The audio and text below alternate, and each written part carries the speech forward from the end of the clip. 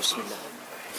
إن الحمد لله نحمده ونستعينه ونستغفره ونعوذ بالله من شرور أنفسنا ومن سيئات أعمالنا. من يهده الله فلا مضل له ومن يضلل فلا هادي له.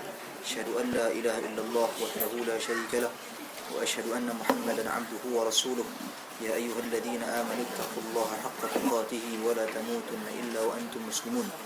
يا أيها الناس اتقوا ربكم الذي خلقكم من نفس واحدة وخلق منها زوجها وبث منهما رجالا كثيرا ونساء واتقوا الله الذي تساءلون به والأرحام إن الله كان عليكم رقيبا. يا أيها الذين آمنوا اتقوا الله وقولوا قولا سديدا يصلح لكم أعمالكم ويغفر لكم ذنوبكم ومن يطع الله ورسوله فقد فاز فوزا عظيما. أما بعد فإن أصدق الحديث كتاب الله وخير الهدي هدي محمد صلى الله عليه وسلم وشر الأمور محدثاتها وكل محدثة بدعة وكل بدعة ضلالة وكل ضلالة في النار. Direkamnya. Tuan-tuan dan puan sekalian, pertama sekali saya minta maaf sungguh-sungguh. Malam ni sebenarnya saya terlupa, kata saya ada janji dengan orang lepas maghrib. Ada program sikit lepas maghrib di Shah Alam. Tapi walau bagaimanapun alhamdulillah saya dapat sampai juga. Lewat-lewat aku ni. Kata Datuk tadi apa dah? Lebih lewat lagi baik daripada tak ada langsung.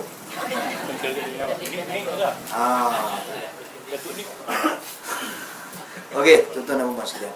Pertama sekali ayahanda dan bunda yang dikasihi sidang hadirin tuan-tuan dan puan sekalian, kita sambung balik kajian kita daripada Thalathatul Usul, 3 prinsip yang utama yang disusun oleh Syekh Muhammad bin Abdul Wahhab, di mana kita dah sampai pada usul yang kedua. Kita habis usul yang pertama, iaitu mengenal Allah.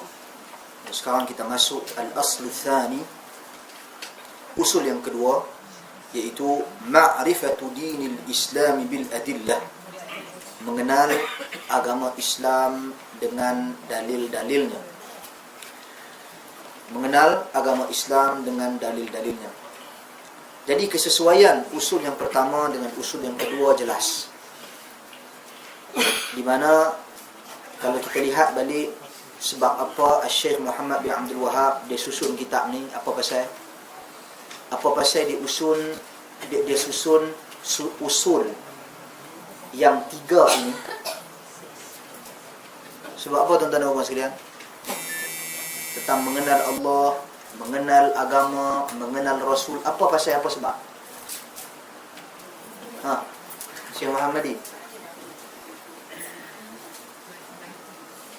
Siapa ingat?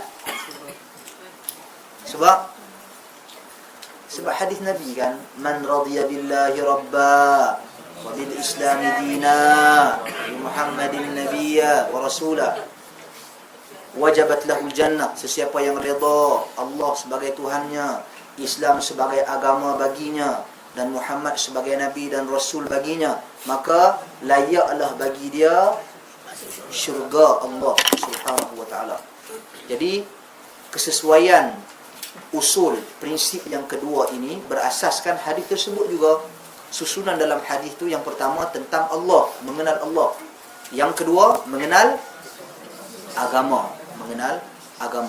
Pasal apa agama didahulukan daripada Rasul sallallahu alaihi wasallam? Apa pasal? Pertama mengenal Allah. Itu tetap buat nombor 1. Pasal apa yang kedua kena kenal agama?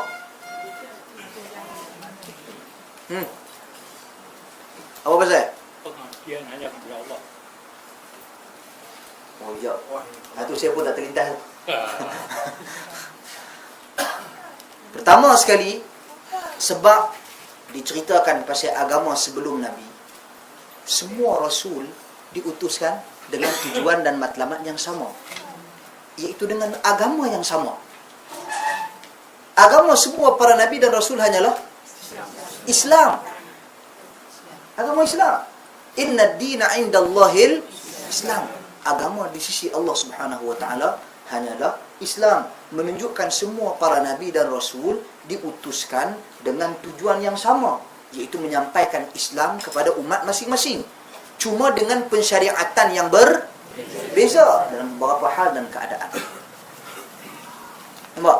Itu sebab yang pertama, sebab agama didahulukan daripada Nabi sallallahu alaihi wasallam. Sebab yang kedua, untuk menyatakan pengabdian kita adalah kita beramal apa yang Nabi sallallahu alaihi wasallam akan ajak kepada kita, yang telah Nabi ceritakan kepada kita, mai daripada mana? Islam, agama yang Allah Subhanahu wa taala redai. Pengabdian kita pada agama ini. Nampak?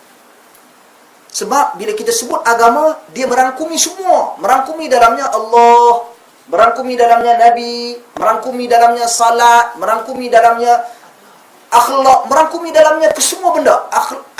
Akidah, ibadah dan akhlak. Dia lebih syumul dan dia lebih luas. Sebab itu disebut didahulukan daripada Nabi sallallahu alaihi wasallam. Itu kesesuaian dia saja. Dan banyak lagi pengujahan dan munasabah yang lain. Wallahu a'lam. Jadi kata Syekh Muhammad bin Abdul Wahab, ma'rifatu dinil Islam bil adillah, mengetahui agama Islam dengan dalil. Telah diceritakan kepada kita di awal-awal muqaddimah. Muhammad bin Abdul Wahab telah nyatakan yang diartikan dengan ilmu itu adalah kita mengetahui sesuatu dengan dalil, dengan nas. Sebab itu saya tertarik baru-baru ni saya pergi ke Mekah. Bukan baru ni lah, ni baru balik ni. Kemarin dulu saya jumpa dengan seorang ulama Yaman, Syekh Abu Ammar Ba Musa.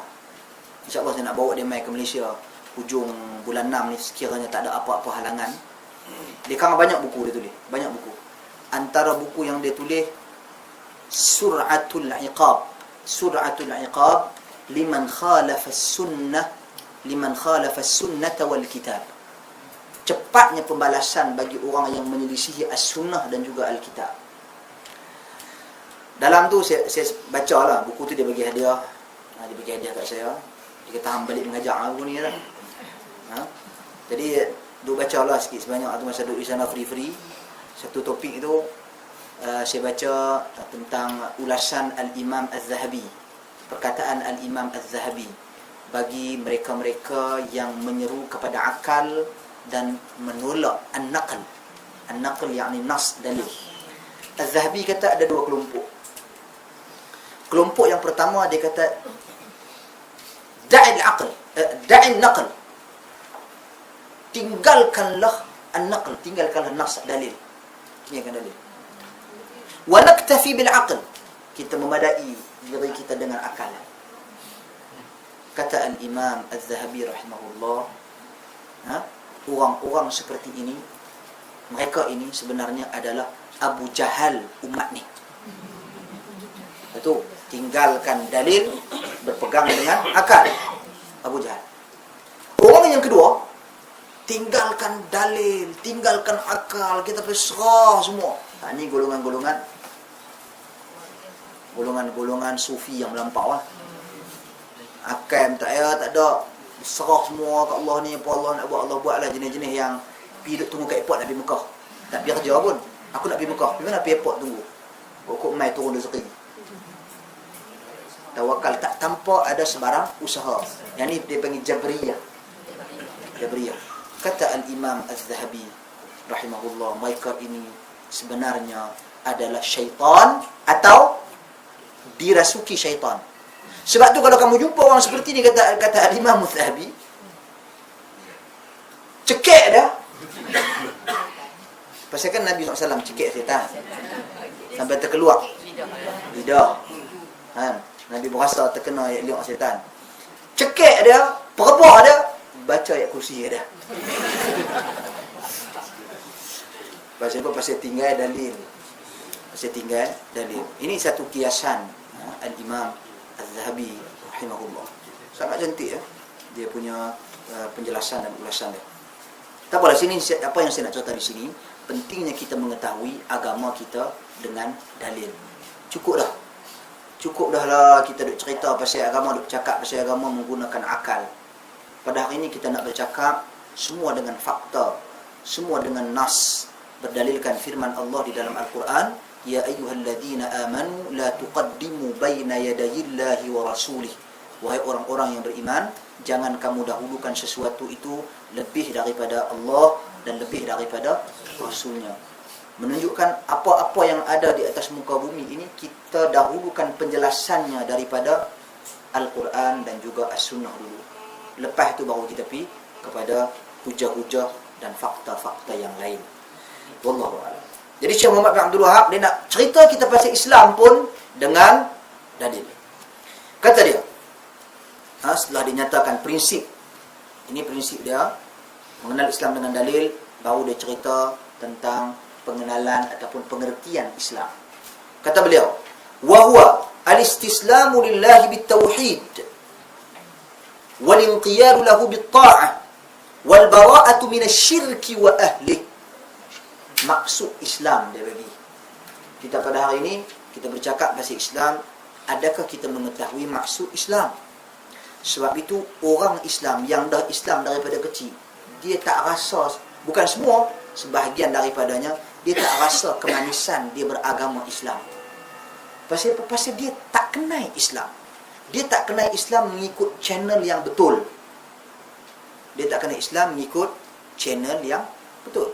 Kalau orang kenal Islam ikut channel yang betul, tak ada masalah. Tak timbul dah soal pasal apa tak boleh baca Yasin malam Jumaat, tak timbul dah. Ini semua isu-isu yang biasa. Tak timbul dah pasal apa Yasin tu salah ke? Sahabat saya jumpa orang ni. Dia pendakwah di Saudi. Dia daripada Bangkok. Saya pergi makan dalam rumah dia. Jadi dia cerita di balik Bangkok baru ni. Dia jumpa dengan beberapa orang guru pondok.